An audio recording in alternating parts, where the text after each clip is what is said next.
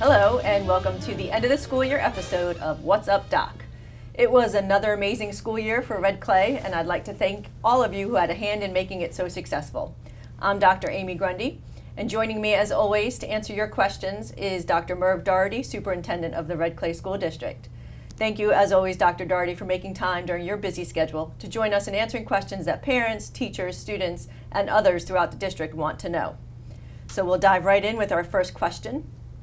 So if you can review and think about the past school year, what are some of the highlights and what were some of the challenges? Well, thanks for having me back. I appreciate Absolutely. it. It's always great to be on the show. Well, I think some of the accomplishments this year is, one, we did a deep dig into our security. Okay.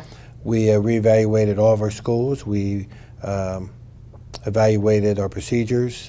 We did some tweaking of procedures and some policy issues that I think strengthened our securities in our schools. A.J. Knoll, who's our new security officer for the district, did an outstanding job of making sure that all procedures were being followed, that they were understood by the schools, and from cameras to doors to badges. Right. We've looked at every aspect of it. So we thought that was a major success story for us this year of looking at keeping our schools safe as our children and our staff enter each day. The new math program at the elementary level was in its third year, and we thought that was, we're seeing a great deal of success in the classrooms. Really proud of the schools, the teachers, the administrators on their professional learning communities, and they're really working hard to provide a quality instruction each day in the math curriculum. Mm-hmm. All the way, that K to 6, K to 5 issue, and the adoption of the new secondary math program, I think is going to be a real benefit for our students with increased rigor in the classroom, and I think they've been some very positive points for us. All of our schools have a great deal of success stories as they look at not only what they do in the classroom, but what they do in the community. Mm-hmm. And we went through the state, basically all the school districts went through severe budget cuts, mm-hmm. but we didn't allow it to affect what we did in the classroom or affect the staffing of what was going on. I think the addition of the full-time psychologists and full-time EDs in all of our schools has proven to be a very strong move in the climate of a building. And each school has benefited from having professionals in the building that can deal with the social and emotional issues, the everyday complicated points that our students walk in, and really allows our teachers to do their job, which is instruct, right. and allows the professionals, the guidance counselors, the social workers, the psychologists, etc., do their job in helping students with those emotional issues. Right. I mean, the end of the year is such a perfect time to reflect, and I think you really hit on it. Safety, security, and well-being, and then teaching and learning. And those are our top priorities, and probably in that order. So I would agree certainly with you. Celebrations. And it would be great if all we had to concentrate on was just the classroom environment and the academics. Right. But society's changed, education's changed, and we are dealing with the well-rounded part of a child. Right. Every aspect of the child now we're dealing with, and I think it's important that we keep that in focus, that from the health of a child, from the well-being of a child to the academics of a child, it's now the school's responsibility to make sure that we're meeting the needs of the young men and women who walk into our schools. Absolutely. So, and I guess that would be our huge challenge, Absolutely. is to continue to do that. So Red Clay wins lots of awards. I think the other day I was with you and you said it was a 2-banner day, so meaning we had won 2 banners in one day. Can you talk about some of the awards, including the Magna Award that we recently won? The 2018 Magna Award is given by the National School Board Association. Mm-hmm. And there are 3 categories: school systems that are under 5,000 students, mm-hmm. systems that are between 5,000 and 20,000, and then the 20,000 and above. We are in that middle category with about 18,000 students. And there are 3 grand prize winners, 1 for each category. We were the grand prize winner for the 5 to 20,000. And it was on a hashtag Future Ready. It was looking at our success of our high schools, from our students, from graduation, dropout rates, advanced placement scores, SAT, But the major thrust of the award was that it was available to all students, that we have moved the needle of just a few students taking rigorous courses to we've made that switch over to most of our students take the AP courses, the dual enrollment courses, the IB courses. The AVID program was a big success story in this in the award. The committee loved the idea that we take the picture of every ninth grade student with their cap and gown, and the major emphasis is that every child we want to graduate from high school. And I'm always amazed how students are shocked that, because some of them don't hear that. That's not an expectation. For us, it is an expectation. Not only do you graduate from high school, that you are college and career ready. And the data spoke for itself, but also the opportunity for the National School Board Association to see what we do with our students. And it's an award for our teachers, our administrators, our parents, our students, that everyone pulled together to make sure in our strategic plan we were successful. And when we're successful in this award, it means our students are successful in this award. And you should be very proud, because this doesn't happen by accident. These are very strategic and deliberate decisions that happen under your leadership. So. And you know, the exciting point of Warner Elementary School receiving the, not only being the only Delaware Green Ribbon School for what they do with helping the environment, but also becoming a U.S. Green Ribbon School. And it was amazing when the awards were given out last week with Warner, that they spoke about how what they were doing was not only noticed in Delaware, not only noticed by the U.S. Department of Education, but also noticed internationally. That they were doing some amazing things, and the students were the major aspect of this award. And that everyone was excited, because without the students buying into the program, it doesn't work. And I think people forget that we may have great ideas, but it's the students who really lead the school to be successful. And so that was a really great accomplishment for the Warner staff and the students. And student leadership is incredible, and then when you see it in that urban setting, it just adds that extra layer of being just a bit more special.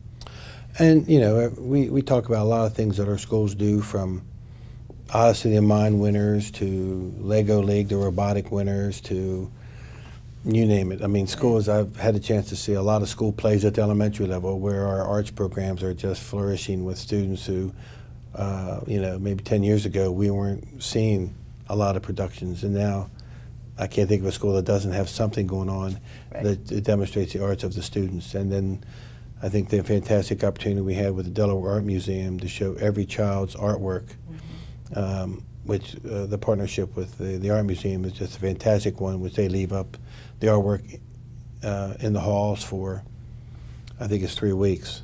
And so I think that's always a great accomplishment. So, you know, we talk about having a well-rounded school system. I believe that we do in Red Clay, that we are very focused on the academics, but we know the arts, we know the after-school activities, the excitement that children bring to what they've learned during the day into these programs that they're involved with, is basically helping us have meaningful experiences for our young people when they graduate from us, that will allow them to be successful, that they're just not pigeonholed into one area. Absolutely, so many opportunities. So moving on to another topic, so at the core of what we do here in Red Clay, at the center, are just amazing teachers. But each year we're tasked with selecting one Teacher of the Year to represent the Red Clay School District in the state competition. So this year Leah Zucchino was selected as the 2019 for next year Red Clay Teacher of the Year. Can you speak a little bit about that process and how we're even able to narrow it down to just one? I think that's a difficult task by the committee, and each school every year they select one teacher from their building to represent them. That hopefully will be the representative for Red Clay at the state level. And we go through the process. The committee looks at the applications. The committee will narrow it down to 4 or 5 finalists. The finalists, I know, come in for interviews. The staff, the committee will go out and observe a class that's being taught, and out of the data they accumulate, they select one person to represent the district. I think the opportunity that the committee had this year to go into Shortledge to see some fantastic teaching that has occurred is just one of the many things that I think we do in Red Clay that's well is helping teachers get to a successful point in their career, even from the mentoring program all the way to becoming a teacher of the year in their building. I think that's a great honor to be selected by your peers, but then to be selected as the representative for Red Clay. And I think she has a great chance to be the state teacher of the year because of her passion. She works with students who are in high needs, and they excel. And I think it's also just a great tribute to the entire school that they had the winner for the teacher of the year for Red Clay. And when you talk about that, in the schools, Shorelands, excuse me, Shorelands also had the Delaware National Distinguished Principal of the Year in Mary Beth, and then we have the Delaware Assistant Principal of the Year in Aquetta Jones at Highlands. All priority schools. All priority schools, which was exciting because quality people in schools doing quality work to help students become successful in academics and as overall citizens. Right, and education and teaching is hard in and of itself, but to recognize people who are doing the incredibly hard work of urban education is good stuff. Absolutely. So, yeah, fingers crossed for Leah at the state level. I think we do have a shot. Yes. Big weekend coming up, graduation. So can you talk a little bit about the number of graduates, but also in comparison to the dropout rate here in Red Clay? Well, this year I'll do 9 graduation speeches, and do you write them specific to each school, or do you have a general? I will have a message? general theme. This year, last year we talked about the attitude. I try to tweak each one for the school, but the overall theme this year will be looking at who they are. And a lot of times we think our characteristics are what people think of us is because of our job or other things, and that's really not the case. It's who the person that they are, what legacy are they going to leave as they move through each step of their life. And so hopefully, I get 3 to 4 minutes. After that, they cut me off. But I'm always excited to speak to the graduates. When we look at a graduation rate, it's up again every year, which is a difficult point to always keep moving the bar to move up. We were excited about our dropout rate was a 0.9. It's now 1.1. The amazing thing about the dropout rate is that we help several students with going into Job Corps or going into the Groves Academy, Grove School, because of just situations that life happens for them. And we were excited that they were accepted and the programs are doing well, but that doesn't count towards you. That actually counts against you, which we're trying to change the federal law on that. That doesn't make any sense. Right, if we're helping kids land in a place that's good for them. Right, and that's it. But we're real pleased with with what we're doing with dropout rate. Mr. Boyer and his team do a great job. They know every student. They try to go back and reach out to them. What are the issues that are causing you not to be in school? How can we help you? And the dropout rate and the graduation rate never coincide 100% because they're calculated differently. And so dropout rate can occur to anyone who drops out of school K to 12, where your graduation rate is a cohort of students coming in 9th grade. And so if you have 200 students entering 9th grade and you have 200 students or whatever the number is, that's your calculation of difference in the numbers. So we're hopeful that the programs that we have in place, the things that we're doing, are benefiting the students, that they do see that there's light at the end of the tunnel. And sometimes it takes more than 4 years, that's okay. But we want you to, get through the obstacles, get through the struggles. And I think our high schools do a really good job with making sure that they grab hold of the students, but you have to think about students who are at the middle school and elementary level. When you don't think about it that way, but students may leave and you don't know where they go, and you have to really hunt them down. And that's why we have visiting teachers to go find the students. Where did they move to? Did they leave the country? Did they move to another state? And how do we, we still are responsible for them in a way that we have to monitor and make sure that they're going to be successful. Right, certainly we don't want any students to fall through the cracks, so we definitely have to have a handle on, if they're not here, where are they? Absolutely. That makes good sense. So estimate how many hands will you shake by the end of this graduation season? It will be over 1,300. That's Yeah. pretty good stuff, yeah. Yeah, It's a happy time. It is a happy time. So summer, right around the corner. So we finished the school year and we have 1 foot already in next year. But let's talk about summer first. What kind of programs do we have in place for our students this summer? Well, it's a variety from the Cab Callaway Summer Camp, which runs all summer, to the STEM camp for grades 4 through 8. That will be a program in July.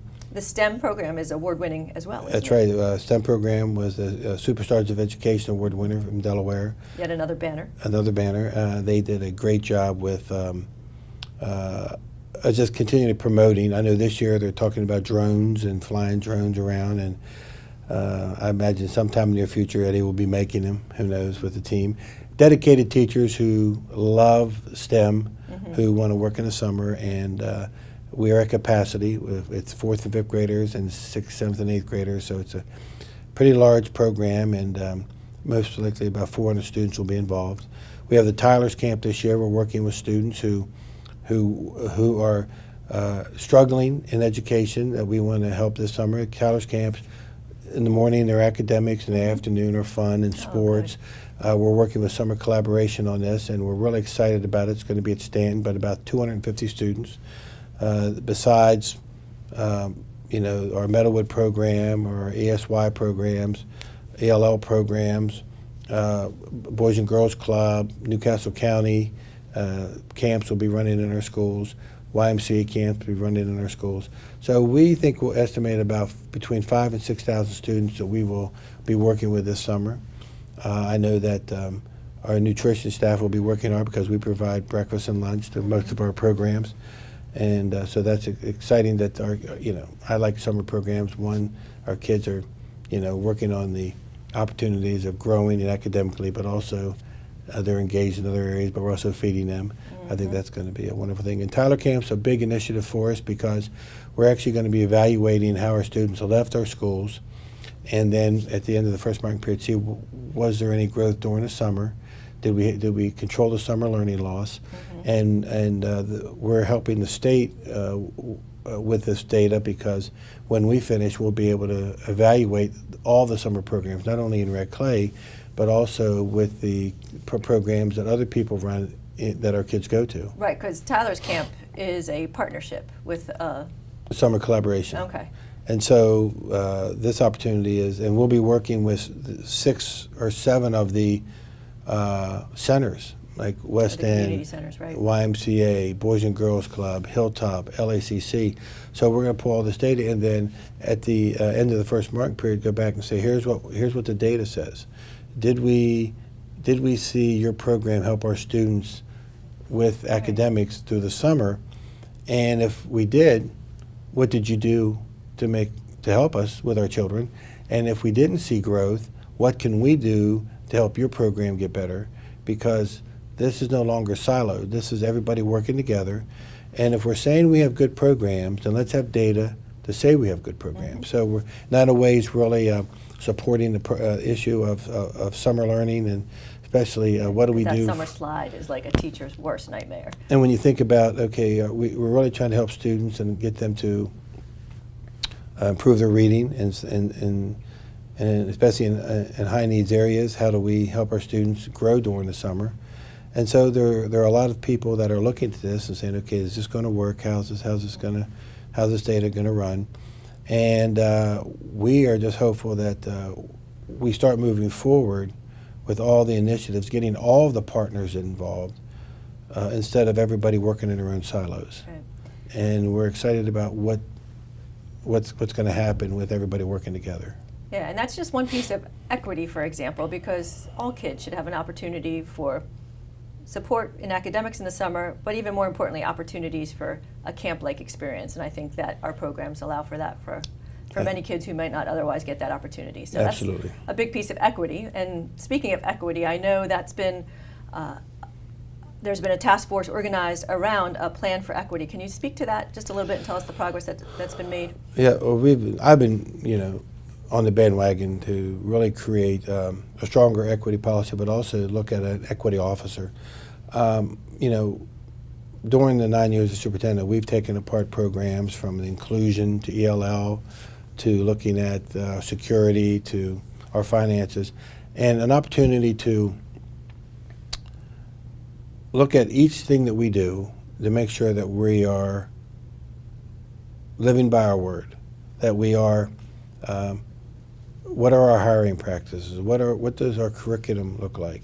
How are we training our people? Are we looking at discipline in the right manner? And I think having someone who will look at these policies, look at these procedures, and help us get better is the only goal that I have for this. It's not to say, we got you, you did this, look what you point the finger. It's at making us a better school district. I think we do a good job, but there are things that we need to improve. Right. And I think this is a great opportunity. This will not be a one-time opportunity. This is something that we look at long after I'm gone as superintendent to say, you know, we do a better job at hiring, here's why.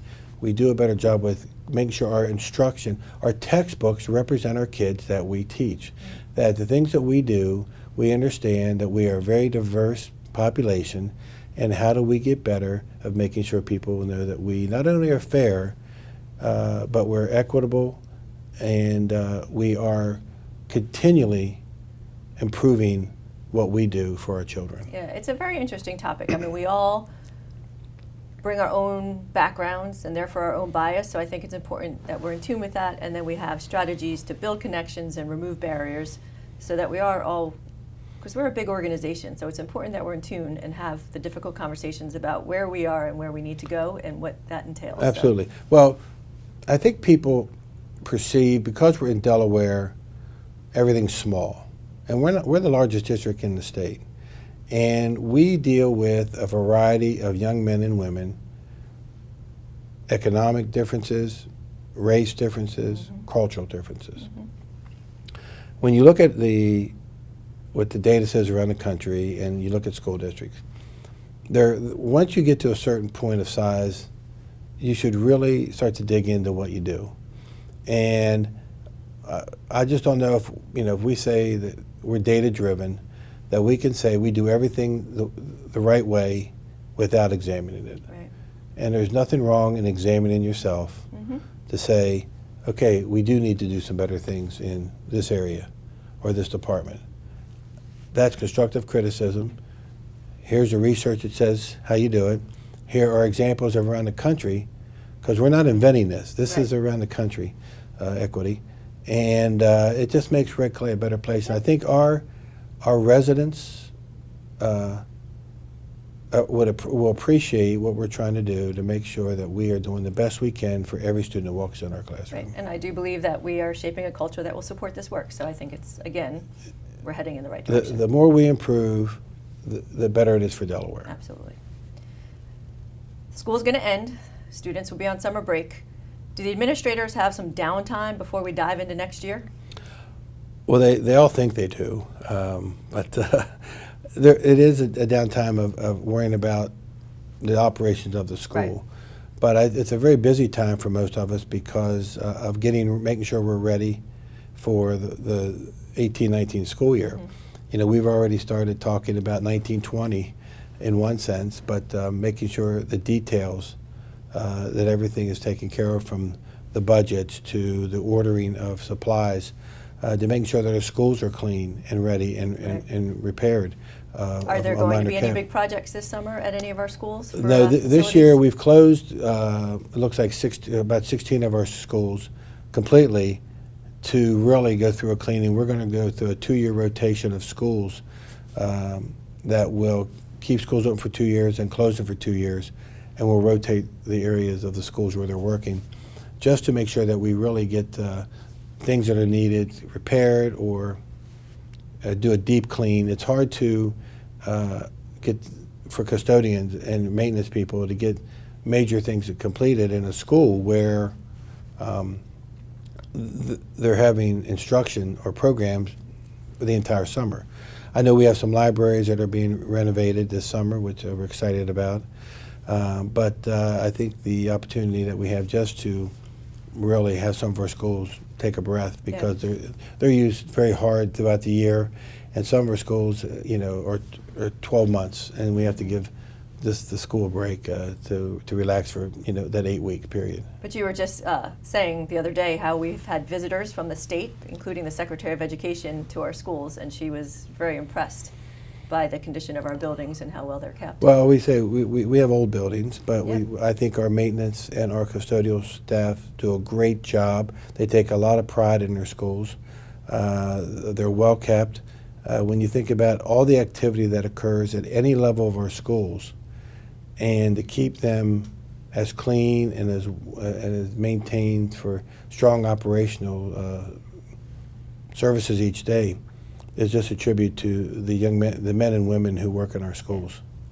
So social media, communication is one of the most important things that we do as a district. I mean, if we don't communicate the great things that are happening, obviously nobody will know about them. So social media, and here at EdTV especially, these have been great vehicles to communicate our accomplishments. What's your perspective on EdTV, social media, and how it's helped communication? Well, I think today's society lives by their phone, or lives by their computer, their laptop, their iPad. So any way that we can get information out from EdTV from our website, from our Facebook, from our Twitter, from our school messenger program, I think is just a benefit, because not many people can just sit down and watch something for a long period of time, or have time to come into schools Right. all the time. Society is very busy. I think we have to be very careful with what we put out, make sure it's 100% accurate. If you're on a Facebook or you read bloggers, I mean, a lot of times information is not accurate. Right. And we want to make sure that we don't have fake news. Absolutely. That we We won't talk about who you're quoting. No, that we will not put things out there that aren't true. I think we have an integrity issue when that occurs, Yeah. and I think we have worked very hard to build the trust of our community, and people know that if we say something, it's true. And it's always difficult to keep that, to keep the integrity and the trust. And the times that we live in are extremely difficult, because it seems that everyone tries to be negative, because there's always a hidden agenda. And our agenda is real simple. We want to be the best we can every day for our students. Right. And when we're wrong, we'll say we're wrong. And when we're right, we'll let people know when we did it right. But the ultimate goal is our children. Absolutely. And I think we do a great job of getting information out. We're always working to get better. I am always excited about what EdTV does, and what we do with our website. And we get a lot of hits off our website. We get hits off our Facebook page. So it's always going to be an issue. Continue to push it. Continue to see what other avenues that we can put out there. But I think our parents are very savvy with technology, Right. which I think is a benefit for us. Right. And we are absolutely responsible for telling our story, and it's a great story to tell. So Absolutely. EdTV, social media, those are great tools to do that. Last question. Will you take, and our viewers I'm sure want to know, will you take a vacation this summer? I'm planning on Okay, it. this was not a hard question that required this much thinking. Well, I love my job. I really do. Absolutely. And, I just think it's in my DNA, I'd say it that way, but that I just... You're wired to work. I love coming to work. I have a great job. I'm very passionate about what we do in Red Clay. But I think I'm going to at least go see the grandkids out west for at least a week this summer. Yeah, it's not that I don't have the time. I do. I usually lose my days. But I tell people when I retire, I got a lot of time. Yeah. But I just think there's a lot to do still, and there's a lot of excitement. I'm really excited about the 18-19 school year. I really think we're continuing moving up the scale, moving forward, and so I'll take some vacation, but not a lot. We're going to hold you to that. We're definitely going to hold you to that. But we are privileged to do what we do, so I can see why it's hard to go away. Well, that's all the time we have today. Thank you, Dr. Daugherty, for joining us, and thank you all for watching. We'll be back in September for our back to school episode. So until then, have a safe, happy, and relaxing summer vacation, including you. Thank you.